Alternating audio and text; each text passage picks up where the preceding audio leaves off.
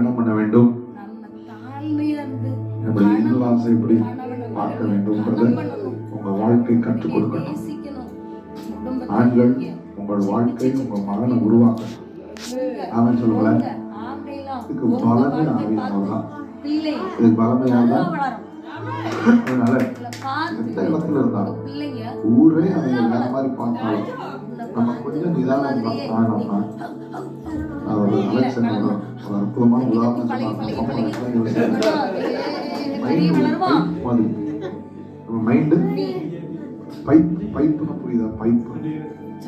இந்த உள்ள தேவன், நம் தேவனுடைய அன்பு நம் இருதயத்தில் பரிசுத்த ஆவியினால் ஊற்றப்பட்டு இருக்கிறது. இந்த மைண்டு ஓப்பன் ஆயிட்டுனா இந்த அன்பு வெளியே வந்துடும். ஆமென் சொல்லுங்களேன். இந்த டேங்க்ல உள்ள அன்பு இந்த பைப் வழியே தான் வெளியே வரும். இந்த பைப்பு உள்ள தொடர்ந்துச்சுன்னா, அடைக்கலாம் பண்ணிச்சுன்னா, உள்ள இருக்கிற அன்பு இந்த உலகம் பார்க்கலாம். ஆமென் சொல்லுங்களேன். ஒரு